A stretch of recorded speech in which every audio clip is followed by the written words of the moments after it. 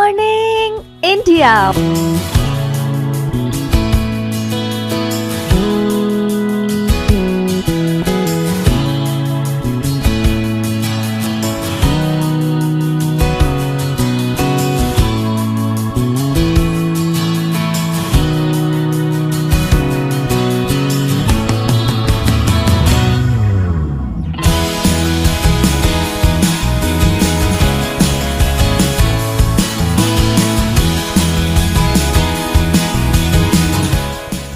Monday to Friday, back to back classes live from studio.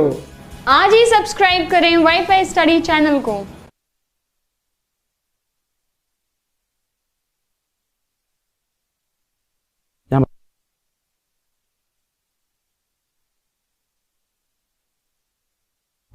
Good evening guys, welcome to WiFi study changing the way of learning. मैं संदीप कुमार शुक्ला स्वागत करता हूं आपका India के number 1 study channel WiFi study पे। Now WiFi study has become the part of Unacademy. Class है Sandeep sir का GK खजाना, भूल न जाना आना। ये सीरीज मैंने स्टार्ट की है सिर्फ आप लोगों की डिमांड पर। बहुत बच्चे डिमांड करते थे कि सर एक ऐसी सीरीज लेकर आइए जहां पे हम जो टॉपिक बोलेंगे आप वो टॉपिक कराएंगे। इस डिमांड पर मैंने किया है और इसके लिए मुझे चाहिए सपोर्ट। इस वीडियो को खूब शेयर कीजिए ताकि यहां पर अच्छा लोग जुड़ सके हमारे साथ में और एग्जाम निकाल सके। इस यही एम है, यही फाइनल अपना टारगेट है। तो स्टार्ट करते हैं। संदीप सर का जीके खजाना, भूल न जाना आना। ये देखेगा, ये देखिए 12 AM, ठीक है। या स्टार्ट कब होती है? 12 AM रात को डेली होती है, सोमवार से रविवार। इसमें सैटरडे संडे कोई छुट्टी नहीं है। सोमवार से रविवार लगातार क्लास होगी, बस सपोर्ट करते चलिएगा। रात को 12 बजे होगी, दिन में 12 बजे नहीं, रात को 12 बजे वीडियो आएगा। अब मेरा टारगेट है कि इस वाली क्लास में 15-20 मिनट में इंपॉर्टेंट टॉपिक कराते चलो और मस्त बेहतरीन एग्जाम को पास कराते चलो। चलिए एक और चीज देख लीजिएगा कि मेरी 2 क्लासेस इंपॉर्टेंट हो रही है। एक हो रही है 6 PM में, इसी वाले चैनल में क्लास होती है जहां पर मैंने 1000 क्वेश्चन का टारगेट लिया है। 2-3 वीडियोज हो चुके हैं। 6 बजे शाम को आप आ सकते हैं। ये क्लास होती है MTS के नाम से होती है, SSC MTS के नाम पे। यहां पर मैं 1000 क्वेश्चन कराने वाला हूं, जहां पर डेली 25-30 क्वेश्चन करा रहा हूं। स्पोर्ट्स, मिसलेनियस और करंट अफेयर क्वेश्चन यहां पर हो रहे हैं। और 8 PM में क्लास होती है मेरी CHSL के नाम से, जहां पर मैं आपको 1000 से भी ज्यादा क्वेश्चन कराने वाला हूं। यहां पर हिस्ट्री, ज्योग्राफी, पॉलिटी, इकोनॉमिक्स और साइंस हो रही है। तो आप दोनों क्लास अगर कर लेंगे तो डेली आपको कम से कम 50 से 60 इंपॉर्टेंट क्वेश्चन मिलना चालू हो जाएंगे। और हर एक क्वेश्चन में एक्सप्लेन में करता हूं तो उसमें 8-10 क्वेश्चन हो जाते हैं। ओवरऑल मिला के 2 क्लास मिला के आपके 150-200 कंटेंट तैयार हो जाता है। चलिए तो आज का सरप्राइज देखते हैं। आज का सरप्राइज है आपका ऑर्गेनाइजेशन के बारे में। इंपॉर्टेंट ऑर्गेनाइजेशन बहुत बड़ा इश्यू है, हमेशा यहां से क्वेश्चन आते हैं। तो स्टार्ट करते हैं बिना किसी देरी के। हराइए। ये देखिए साहब, पहला देखिएगा लिखा क्या आपका, एशियन इंटरनेशनल ऑर्गेनाइजेशन, है ना। एशियन एंड इंटरनेशनल ऑर्गेनाइजेशन के बारे में पढ़ लेते हैं कौन कौन सा है। तो सबसे पहले देखते हैं किसके बारे में। सबसे पहले देखेंगे ADB, एशियन डेवलपमेंट बैंक। याद रखिएगा एशियन डेवलपमेंट बैंक ADB। पहले तो फुल फॉर्म ही पूछ लेता है इसका, तो याद कर लीजिएगा ADB। एस्टेब्लिशमेंट कब हुआ था? 1966 में, 1966 में इसका एस्टेब्लिशमेंट हुआ था। इसका हेडक्वार्टर कहां पे है? मनीला। और मनीला कहां पे है? ये आपका फिलीपींस में। फिलीपींस की राजधानी, फिलीपींस का कैपिटल है मनीला। और याद रखिएगा मनीला में इंटरनेशनल राइस का रिसर्च सेंटर है। इंटरनेशनल राइस रिसर्च सेंटर आपका मनीला में है, जबकि जो नेशनल रिसर्च सेंटर वो आपके कटक में है, उड़ीसा में। नेक्स्ट देखिएगा मेंबर कंट्रीज कौन कौन से। टोटल 68 कंट्रीज है। कितनी? 68 कंट्रीज है, 68 कंट्रीज हैं। 68 कंट्रीज याद करना इंपॉसिबल काम है, नहीं हो सकता। बस एक ओवरऑल 68 याद रखिएगा, ठीक है। इसके प्रेसिडेंट का नाम आपका लिखा है तकाओ, मिस्टर तकाओ इसके प्रेसिडेंट है। ADB के बारे में ये बात हो गई, एशियन डेवलपमेंट बैंक के बारे में। चलिए नेक्स्ट लिखा है क्या आपका, association of south east Asian nation. इसको आसियान कहा जाता है, आसियान इसका शॉर्ट फॉर्म होता है ASEAN, association of south east Asian nation, है ना। तो इसमें साउथ ईस्ट एशियन नेशन है। इसमें आपका एस्टेब्लिशमेंट हुआ था 1967 में। मैं फिर से बोलता हूं कि आसियान का फुल फॉर्म याद कर लेना, पूछता है। आसियान का फुल फॉर्म क्या हो जाएगा? Association of south east Asian nation. ये ईस्ट अलग से है, साउथ अलग से है, इसको जोड़ मत देना, ठीक है। चलिए इसका हेडक्वार्टर कहां पे है? जकार्ता। कहां पर है? जकार्ता। चलिए तो जकार्ता कहां पर है? इंडोनेशिया में। इसमें टोटल कितनी कंट्रीज हैं? 10 कंट्रीज हैं। ये देखिए 10 की 10 कंट्रीज आपको दिखाई दे रही होंगी। एक दिख रहा है आपका कौन सा? म्यांमार, थाईलैंड, कंबोडिया, नेक्स्ट है सिंगापुर, एक इंडोनेशिया है, मलेशिया है, उसके बाद ये है आपका वियतनाम है, लाओस है, फिलीपींस है। सारी की सारी 10 कंट्रीज आपको यहां पर दिखाई दे रही हैं, ठीक है। अगर और थोड़ा हल्का सा अगर ड्रॉ मैप करूं मैं, और ड्रॉ मैप करके इसको थोड़ा छोटा करके दिखाऊं, तो ये देखिएगा कि अगर ये इंडिया है, ये तो साउथ ईस्ट एशियन यहां पर है, यहां पर, ठीक है, यहां पर है 10 कंट्रीज, ध्यान रहेगा, ये 10 कंट्री के नाम आपको मैंने बता दिया है। चलिए नेक्स्ट देखते हैं आपको किसके बारे में, नेक्स्ट आपका कौन सा है ऐसा, इसके बारे में पढ़ लीजिएगा कि Indonesia, Thailand, Singapore, Malaysia, Philippines, Vietnam, Brunei, Myanmar, Cambodia और लाओस, ये 10 कंट्रीज हैं आसियान के मेंबर्स, इनको याद कर लीजिएगा, वेरी मोस्ट इंपॉर्टेंट है। हमेशा पूछता है कि आसियान में कितनी कंट्रीज हैं, आसियान का फुल फॉर्म क्या है, आसियान का हेडक्वार्टर कहां पे है, ऐसे क्वेश्चन आते हैं तो उसको याद कर लीजिएगा, ठीक है। चलिए अगला क्वेश्चन देखते हैं, अगला पॉइंट देखते हैं, ये लिखा है आपका बिम्स्टेक। बिम्स्टेक, तो बिम्स्टेक का फुल फॉर्म पहले पूछेगा, bay of Bengal initiative for multi sectoral technical and economic cooperation, very most important है। सबसे बड़ा क्वेश्चन तो यही बन जाता है, बिम्स्टेक का फुल फॉर्म क्या होता है। इस्टेब्लिशमेंट कब हुआ था, 1997 में हुआ था। हेडक्वार्टर कहां पे है, इसका हेडक्वार्टर आपका ढाका में है। ढाका कहां पर है, बांग्लादेश में है। और याद रखिएगा ढाका से जो आपका एक क्वेश्चन बोलता हूं, आंसर देना कमेंट सेक्शन में, कि जो इक्वेटर है या फिर ट्रॉपिक ऑफ कैंसर कर्क रेखा, दोनों में से कौन सी लाइन जो है वो ढाका से होकर गुजरती है। क्वेश्चन फिर से रिपीट करता हूं, इक्वेटर या कि फिर ट्रॉपिक ऑफ कैंसर, दोनों में से कौन सी लाइन जो है वो आपका ढाका से होकर गुजरती है, इसका आंसर देंगे। ढाका के बारे में एक और चीज बता दूं कि 1906 में सलीमुल्लाह और आगा खान ने मिलकर बांग्लादेश, उस समय का भारत हिंदुस्तान हुआ करता था, यहां पर मुस्लिम लीग की स्थापना की थी, यही ढाका है, ध्यान रखिएगा, ठीक है। चलिए तो मेंबर कितने कंट्रीज में, 7 मेंबर कंट्रीज हैं। चलिए देख लेते हैं आगे कहानी। ये देखिए मेंबर कंट्रीज कौन कौन सी हैं, पढ़ लीजिएगा। इसमें आपका Bangladesh, Bhutan, India, Nepal, Myanmar, Thailand और श्रीलंका। फिर से बोल देता हूं, बांग्लादेश, भूटान, ये हमारा प्यारा भारत, उसके बाद नेपाल, म्यांमार, थाईलैंड और श्रीलंका। आसियान में बिम्स्टेक में इतनी कंट्रीज है। ये आपका मैप बहुत ही प्यारा सा मैप बनाया है, इसके लिए हम कंटेंट टीम के जो मेंबर उनको थैंक यू बोलते हैं। चलिए आगे चलते हैं, नेक्स्ट देखिएगा। नेक्स्ट लिखा आपका कौन सा, अच्छा इसी के बारे में एक और चीज देखिएगा, South Asian Association for Regional Cooperation, है ना, सार्क। क्या है इसका, SAARC, South Asian Association for Regional corporation international business. इसका एस्टेब्लिशमेंट किया गया था 1985 में। इसका भी हेडक्वार्टर आपका ढाका में है। इसमें कितने मेंबर्स हैं, 8 मेंबर्स हैं, 8 मेंबर्स हैं, ध्यान रखिएगा इस बात को। चलिए आगे चलते हैं, इसके मेंबर कंट्रीज देख लीजिएगा, हमारा प्यारा भारत, हिंदुस्तान, ठीक है ना, उसके बाद बांग्लादेश, श्रीलंका, पाकिस्तान, भूटान, मालदीव, नेपाल और अफगानिस्तान। ध्यान रखिएगा ये क्वेश्चन पूछता है एग्जाम में, इस कारण से बता रहा हूं, यहां से ढेर सारे क्वेश्चंस आपके एग्जाम में आते हैं। बाकी एक और वीडियो लेकर आऊंगा जहां पर मेंबर्स को याद करने की ट्रिक बता दूंगा। यहां पर ट्रिक बताऊंगा तो वीडियो लंबा हो जाएगा बेवजह। मैं चाहता हूं कि सिर्फ पॉइंट टू पॉइंट यहां पर बात कर लीजिए, और एक वीडियो लाऊंगा जहां पर मैं आपको ट्रिक बता दूंगा। चिंता मत कीजिएगा, आप डिमांड करते चलो, मैं वीडियो बनाता चलूंगा। जितनी डिमांड करोगे वादा करता हूं एक ज्यादा ही वीडियो बनाऊंगा, कम नहीं बनाऊंगा, ये मैं अपने प्रोफेसर की कसम खा के बोलता हूं आपको। चलिए नेक्स्ट देखिएगा, नेक्स्ट लिखा है कौन सा आपका, ब्रिक्स, है ना। हालांकि ये जो ब्रिक्स है इसका ऐसा होना चाहिए था, BRICS, क्योंकि ये प्रॉपर नाउन है तो ऐसा होना चाहिए था। हो जाता है कई बार पीपीटी बनाते टाइम पे हो जाती चीजें। तो ब्रिक्स देखिएगा, ब्रिक्स में कौन कौन सा है, पहला B से है क्या आपका ब्राजील, दूसरा R से हो जाएगा रसिया, ये हो जाएगा रसिया, ये हो जाएगा ब्राजील, I से हो जाएगा क्या आपका इंडिया, हमारा प्यारा भारत, C से हो जाएगा चाइना और S से हो जाएगा साउथ अफ्रीका। ब्रिक्स में BRICS, ब्राजील, रसिया, इंडिया, चाइना और साउथ अफ्रीका। ओरिजिनली अगर बात करते हैं तो इसमें सिर्फ 4 कंट्रीज थी पहले, कितनी टोटल 4 कंट्री थी, जिसको पहले ब्रिक कहा जाता था, है ना। ब्रिक मतलब पहले ब्राजील, रसिया, इंडिया और चाइना हुआ करता था, लेकिन 2010 में इसमें साउथ अफ्रीका को भी ऐड कर दिया गया था और इसका हो जाता है क्या आपका ब्रिक्स। फाउंडिंग कब हुई थी इसकी, जून 2006 में इसका फाउंडेशन हुआ था, इसको बनाया गया था। अगर फाउंडर्स की बात करें तो कौन कौन था इसमें, लाजमी सी बात है, अगर शुरू में BRIC था और बाद में 2010 में S जोड़ा गया है तो फाउंडिंग मेंबर कौन कौन थे इसके, ब्राजील, रसिया, इंडिया और चाइना, ठीक है। मेंबर कंट्रीज ऑलरेडी आसान है ब्रिक्स का, ब्राजील, रसिया, इंडिया, चाइना। बार बार इसका रिपीट कर रहा हूं क्योंकि क्वेश्चन इंपॉर्टेंट है, एग्जाम में आ चुका है, ये क्वेश्चन यूपीएससी में आ चुका है, ठीक है। 2010 में साउथ अफ्रीका इसमें शामिल होता है।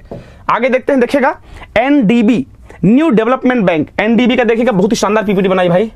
NDB का एस्टेब्लिश कब हुआ था इसका, 2014 में। इसका फाउंडर कौन है, ब्रिक्स है।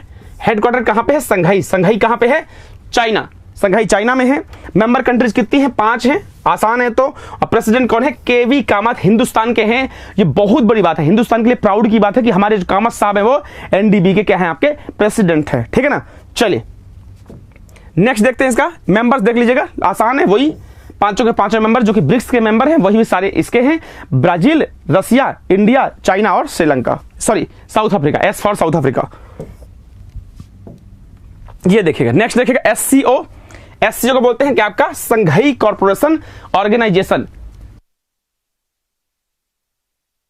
चलिए तो Shanghai corporation organisation, Shanghai corporation organisation जो है ये फाउंडर किया गया था कब? Shanghai by the leaders of China, Russia, Kazakhstan, Kyrgyzstan और तजाकिस्तान के द्वारा। ठीक है ना, कब किया गया था? 2001 में। फिर से बोल देता हूं, जो एससीओ है इसका जो एस्टेब्लिशमेंट किया गया था किसके द्वारा किया गया था? आपका चाइना, रसिया, कजाकिस्तान, किर्गिस्तान और तजाकिस्तान के द्वारा। कब किया गया था? 2001 में।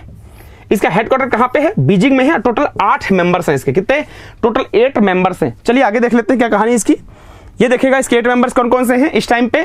चाइना, कजाकिस्तान, किर्गिस्तान, रसिया, तजाकिस्तान, उज्बेकिस्तान और इंडिया पाकिस्तान। ध्यान रखना, इंडिया पाकिस्तान सबसे बाद में जोड़े गए हैं, तो इंडिया पाकिस्तान टोटल 8 मेंबर्स हो गए। तो फिर से बोल देता हूं, चाइना, कजाकिस्तान, किर्गिस्तान, रसिया, तजाकिस्तान, उज्बेकिस्तान और इंडिया पाकिस्तान। ठीक है, चलिए आगे चलते हैं। नेक्स्ट देखिएगा इंटरनेशनल ऑर्गेनाइजेशन की बात कर लेते हैं। अभी तो हमने क्या किया, जो एशिया के, जो आपके एशिया के जो ऑर्गेनाइजेशन थे उनके बारे में बात की हमने, इंपॉर्टेंट थे। और अब हम बात करते हैं इंटरनेशनल ऑर्गेनाइजेशंस के बारे में। और फिर से बोल देता हूं, इसकी पीडीएफ आप लोगों को मिलेगी, मिस मत करना, इसकी पीडीएफ आपको मिलेगी। जो लास्ट क्लास की 2 पीडीएफ नहीं मिली है वो भी आपको मिल जाएगी, चिंता मत कीजिएगा। अगर बोला है तो पीडीएफ जरूर मिलेगी, क्योंकि झूठ बोलना अपने को आता नहीं है। ठीक है ना, चलिए स्टार्ट करते हैं अपन कहां से? वर्ल्ड बैंक से। वर्ल्ड बैंक, तो वर्ल्ड बैंक का एस्टेब्लिशमेंट कब हुआ था? 1944 में। हेडक्वार्टर इसका कहां पे है? वाशिंगटन डीसी में। और मेंबर कंट्रीज कितने हैं इसके? 189 कंट्रीज हैं। इंपॉर्टेंट है, वर्ल्ड बैंक का एस्टेब्लिशमेंट होता है 1944, हेडक्वार्टर हो जाएगा वाशिंगटन डीसी, मेंबर कंट्रीज कितनी है? 189 कंट्रीज है। आगे बढ़ते हैं, international monitoring fund IMF, IMF, ठीक है ना। तो आईएमएफ का इंटरनेशनल मॉनिटरी फंड एस्टेब्लिशमेंट हुआ था 1945 में। याद रखिएगा, हेडक्वार्टर्स का कहां पे है? वाशिंगटन डीसी में। और मेंबर कंट्रीज कितने हैं इसके? 189 मेंबर कंट्रीज हैं।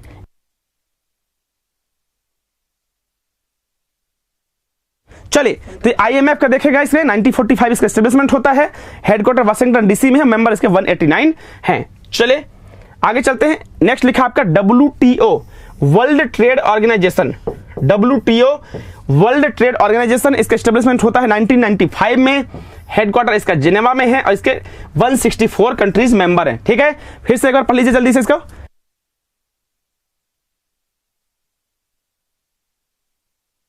चलिए आपको बहुत इंपॉर्टेंट बात बता दूं कि जो WTO है ये 1995 के पहले GATT के नाम से जाना जाता था, general agreement on trade and tariff. ठीक है, GATT, गैट बोलते थे इसको, ऐसा हिंदी वाले बच्चे इसको गैट बोलते थे। और बाद में 1995 में इसको बदला गया और इसको नाम कर दिया गया WTO, जिसका हेडक्वार्टर कहां पे है? जिनेवा में। और 164 कंट्रीज इसके मेंबर हैं। नेक्स्ट देखिएगा कौन सा आपका? बैंक फॉर इंटरनेशनल सेटलमेंट, इसका एस्टेब्लिशमेंट हुआ था 1930 में। हेडक्वार्टर इसका बैसल में है और मेंबर बैंक्स कितने हैं? 60 सेंट्रल बैंक इसके मेंबर हैं। चलिए आगे चलते हैं। नेक्स्ट देखिएगा, ये लिखा आपका यूरोपीय यूनियन, वेरी मोस्ट इंपॉर्टेंट है। एस्टेब्लिशमेंट होता है इसका 1993 में। हेडक्वार्टर इसका ब्रुसेल्स में है और मेंबर कंट्रीज कितने हैं?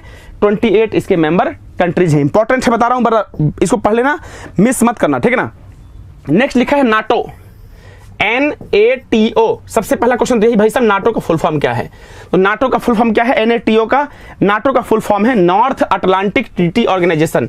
फिर से ये देखिएगा, इससे लिखा हुआ है NATO। नाटो का फुल फॉर्म क्या है? North Atlantic Treaty organisation.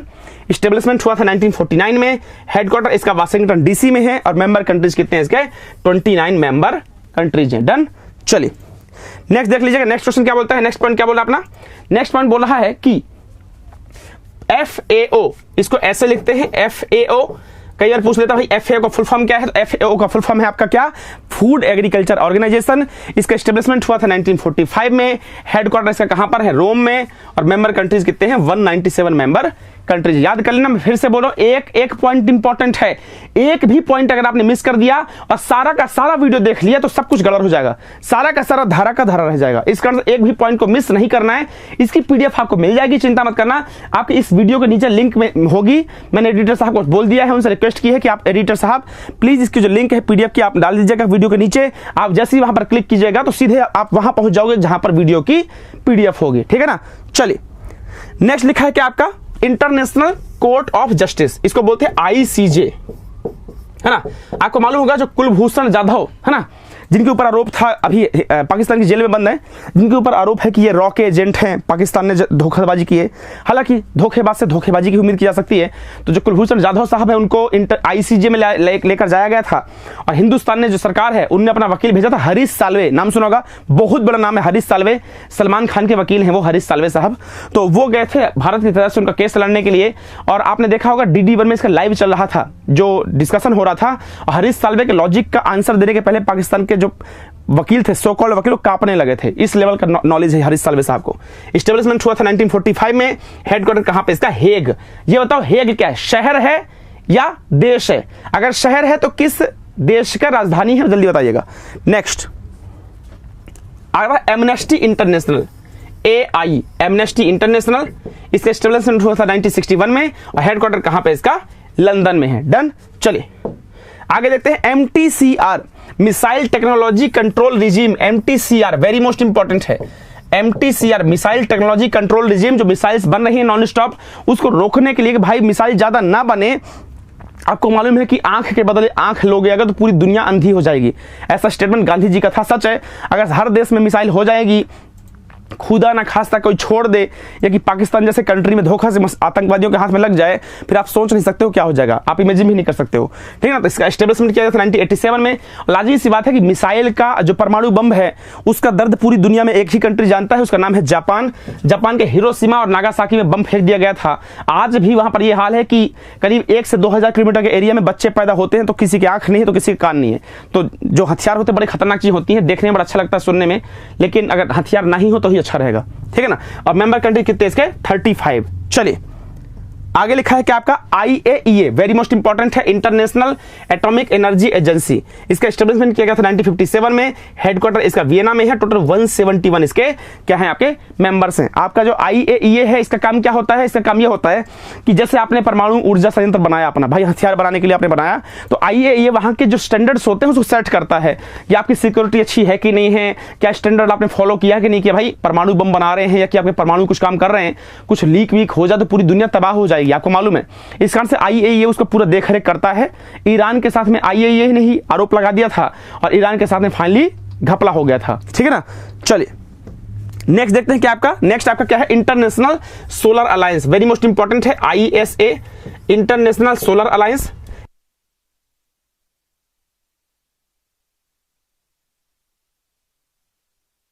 चलिए इंटरनेशनल सोलर अलायंस एस्टेब्लिशमेंट इसका 2015 में हुआ था। हेडक्वार्टर इसका पेरिस में है, और मेंबर कंट्रीज कितने हैं?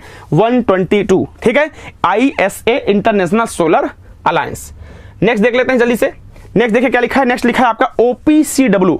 OPCW का फुल फॉर्म पूछ सकता है पहला, तो क्या हो जाएगा इसका? Organisation for the Prohibition of Chemical Weapons. फिर से बोल देता हूं, Organisation for the Prohibition of Chemical weapons.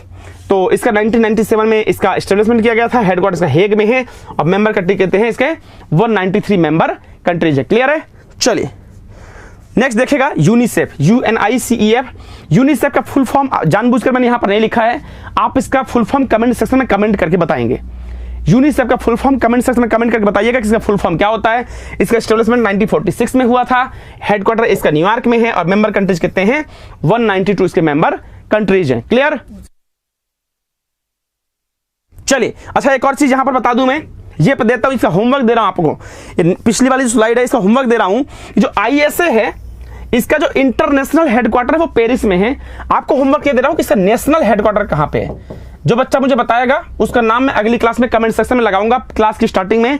इसका असली आंसर क्या होगा, ठीक है ना। आप सारे लोग आंसर दीजिएगा ताकि नेक्स्ट वाली क्लास में मैं 10, 15, 20 बच्चों का नाम स्क्रीन में लगा सकूं, ताकि बच्चों को भी अच्छा लगता है नाम लेने से और क्लियर हो जाए चीजें। ठीक है। चलिए ये देखिएगा नेक्स्ट वाला है ILO। ILO का फुल फॉर्म पूछता है, तो ILO का फुल फॉर्म क्या है आपका? International labour organisation. एस्टेब्लिशमेंट इसका हुआ था 1919 में, 1919 में। हेडक्वार्टर हुआ था जिनेवा, है ना, हेडक्वार्टर जिनेवा में है। इसका मेंबर कंट्री कितने हैं? 187 कंट्रीज है। क्लियर। चलिए तो इतनी है चीज आज की। जो इंपॉर्टेंट इंस्टीट्यूशंस थे, जो इंपॉर्टेंट आपके संस्थाएं हैं, जिनके हेडक्वार्टर के बारे में मैंने आपको बताया है, सारे के सारे इंपॉर्टेंट है। ये क्लास कितने बजे होती है? ध्यान से नोट कर लो, रात को डेली 12 बजे होती है। कितने बजे? सोने के पहले सोने के पहले ये वाला डोज लो। होता है ना, डॉक्टर बोलता है कि सोने के पहले एक दवाई खा के सो, अच्छी नींद आती है। सोने के पहले ये वाला वीडियो आदत में डाल दीजिए। आप 11:50 का रिमाइंडर मोबाइल में लगा दो कि भैया 11:50 में मुझे जागना है। क्यों? क्योंकि ये वाली क्लास आने वाली है। इस क्लास को मैं हमेशा कंटिन्यू करूंगा। जितने टॉपिक आप बोलोगे, वादा करता हूं मैं उतने टॉपिक लेकर आऊंगा। अगर आप 10 टॉपिक बोलोगे तो मैं एक ज्यादा ही लेकर आऊंगा, कम नहीं लेकर आऊंगा। ये मैं वादा करता हूं आपसे। वीडियो को देखिए, लाइक कीजिए, वीडियो पसंद आए तो खूब धर के शेयर कीजिए। और पीडीएफ कहां मिलेगी इसकी? कमेंट सेक्शन में। जब जैसे वीडियो क्लिक करोगे, कमेंट सेक्शन नहीं सॉरी, आपका डिस्क्रिप्शन लिंक में आप वहां पर पीडीएफ लिखी होगी। जैसे ही आप क्लिक करोगे ना, तो उसका सीधे आप ऐप में चले जाओगे। आप वाईफाई स्टडी का ऐप जरूर डाउनलोड कर लेना, ताकि पीडीएफ आसानी से मिल सके। पीडीएफ इंपॉर्टेंट है, इसका रिवीजन करने में आसानी हो जाएगी। क्लियर? बस यही है। इस वीडियो को खूब शेयर करना है, अपना ध्यान रखना है, खूब पढ़ाई करना है। फिर से बोलता हूं, ईमानदारी से की मेहनत कभी व्यर्थ नहीं जाती है। ईमानदारी से मेहनत करते रहिए, आज नहीं तो कल आप सिलेक्शन जरूर पाएंगे। और एक और चीज इंपॉर्टेंट बोलता हूं मैं, कि आपकी सफलता के दौरान, आपकी संघर्ष के दौरान जब आपको सफलता मिलेगी, उसमें सारथी का बहुत इंपॉर्टेंट रोल होता है। श्री कृष्ण के पास में अर्जुन जैसे सारथी थे, इस कारण से पूरे महाभारत का युद्ध जीत लिया उनने। आपके साथ सारथी कौन है? आपका टीचर, आपका गाइड। जिसको भी आप सारथी मानते हैं वो आपका गाइड है, वो आपका गुरु है, वो आपका मित्र है, वो आपका दोस्त है, भाई है, बहन है, जो भी मान लो, सफलता तक ले जाने की गारंटी हमारी है। उस रास्ते से मैं गुजरा हूं, वहां तक पहुंचा हूं, आपको भी वहां तक लेकर जाऊंगा, ये वादा है मेरा। अपना ध्यान रखिएगा। Bye bye, take care, good night.